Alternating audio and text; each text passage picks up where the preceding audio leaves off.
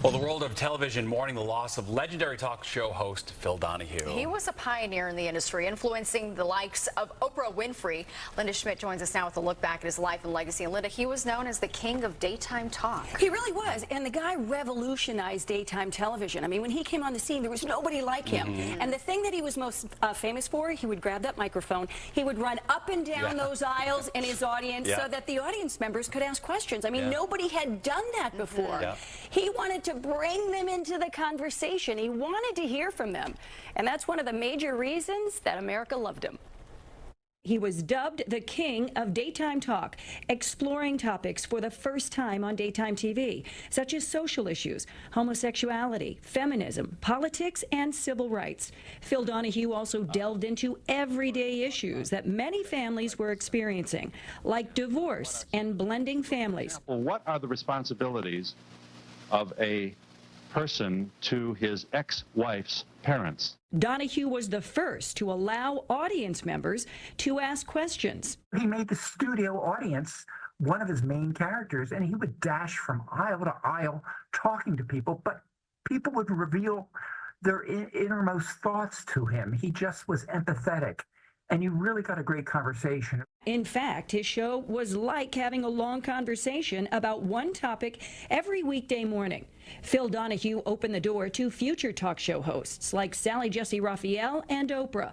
Oprah issuing a statement saying in part, there wouldn't have been an Oprah show without Phil Donahue, being the first to prove that daytime talk and women watching should be taken seriously. Rest in peace, Phil.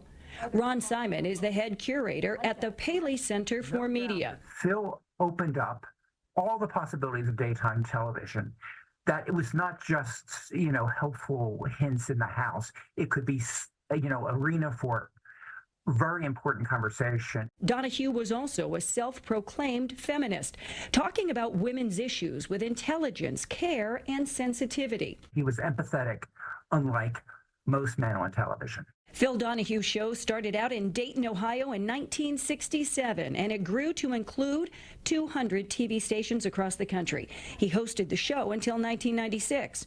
Earlier this year, President Biden awarded Donahue the Presidential Medal of Freedom, calling him the most influential person in daytime television. His openness and charisma drew fans of all ages, including teenagers. He was educating so many people about so many important issues.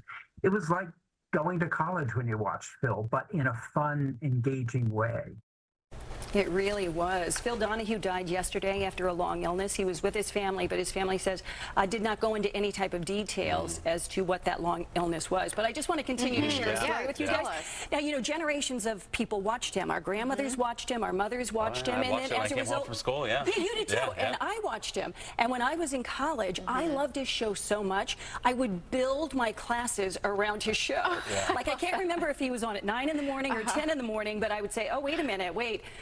This history class is on at 9? Oh, no, I can't do that. I got to watch Phil. That's not going to work for me. You were committed. I was committed. Absolutely. It was, but you learned so much from him. He wasn't salacious. He was smart. He was compassionate. He was inquisitive, and he treated women and women's issues with such respect. No, I had a moment behind him at the Starbucks right around the corner on a weekend. It wasn't going so fast, and I could tell no one knew who he was, but I was like, oh my God, this is Phil Donahue. But I just left him alone, but he couldn't have been more lovely as he was waiting for whatever drink was coming. So it was just like, it was lovely. He was absolutely a giant of TV. He will be missed by so many people. Yeah. Cool story, though. No, it was fun. I was so excited. I was like, they don't know this is Phil Donahue. You always meet famous people in this neighborhood, by the way. You do. It's true. Always.